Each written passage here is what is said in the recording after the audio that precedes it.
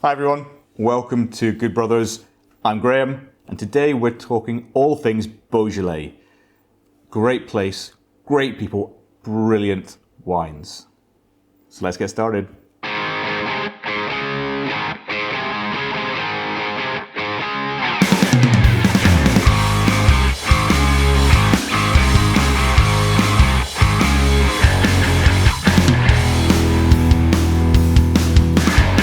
Traditionally, November is really important in the world of Beaujolais. It's the month of Beaujolais Nouveau. What is Beaujolais Nouveau? Well, we've spoken about it in a couple of other episodes previously, but to recap, it's the first wine of the year produced. That was historically a mad race from London down to Lyon and back again to see which wine merchant could bring it back first. Unfortunately, this year we've not been able to do anything like that, have we? But we've still been able to enjoy it. We've had two in store this year. We've had the Le Pot from Louis Tête, and we've had the Les Solis, Sans Sulfites, again from Louis Tête stable. Both distinctly different, both brilliant in their own right. So Beaujolais Nouveau tends to be much lighter in style, much more fresh and juicy, and much more fun. The Le Pot, absolutely cracking value. We sell it for $17.50 a bottle. It's juicy, full of cherries and strawberries and raspberries. Colour-wise, it's just vibrant. On the nose, as I said, beautiful cherries. And on the palate, so we're not looking at anything too complex here. We're looking at real juicy freshness. Great acidity, racy, absolutely. But this is a fun party-style wine. Easy to drink, easy to enjoy with friends.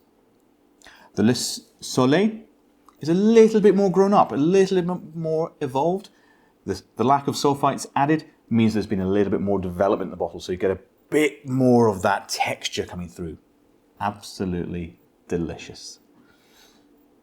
However, Beaujolais is not all about Nouveau. And actually, over the last 10, 20 years, Nouveau has become smaller and smaller and smaller in its importance. What is important is the crus of Beaujolais. And what do we mean by crus? Places like Fleurie, Moulin-Novon, Chenas, Bruy.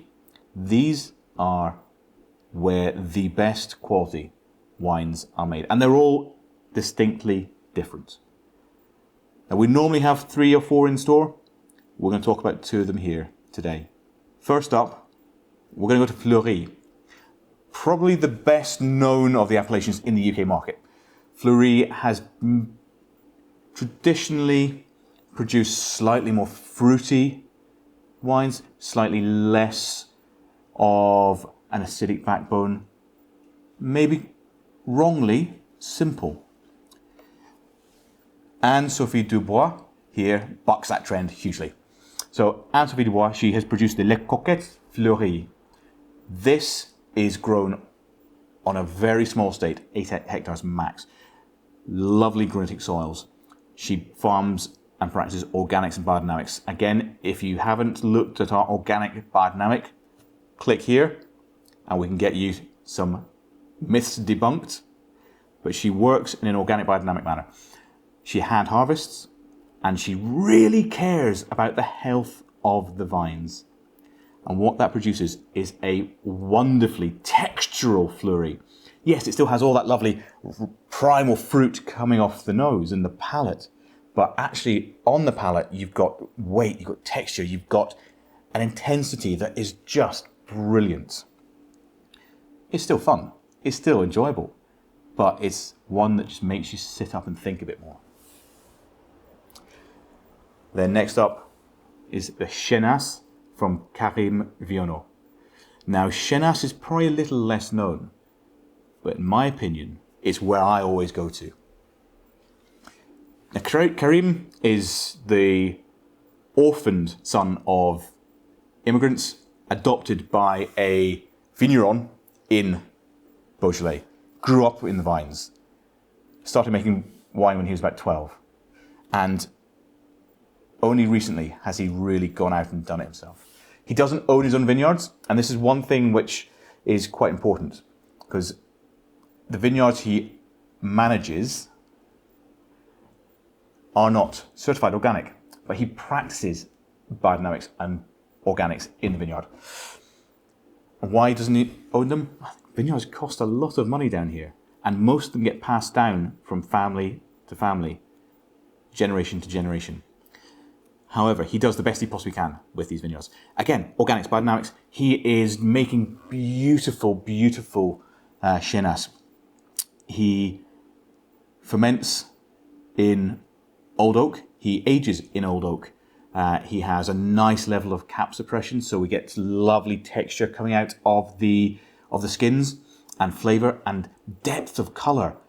So with this, you get a lovely minerality on the palate. You get darker berry flavours and a really rewarding experience. Now, obviously, like most wine, food is really important with Beaujolais. And here we're looking at more rustic flavours. Think the time of year, November, December. Think rustic game, pigeon. Venison may be a little bit too heavy, but lamb, absolutely. Rosemary, get those lovely herbs in there. Really rustic, central French fare. This is what Beaujolais should be drunk with, and it just pairs brilliantly. So that's just a small snapshot of Beaujolais and what they produce. For me, it's where I started my winemaking journey 23 years ago. It's where I tend to go back to most Novembers for the most fun and most joy. I really do urge you, give it a try. You may have had some duff ones in the past. Believe me, there's not much duff out there now. Thanks for watching, guys. I've been Graham Sutherland. This has been the Good Brothers YouTube channel. And as always, remember, drink better wine.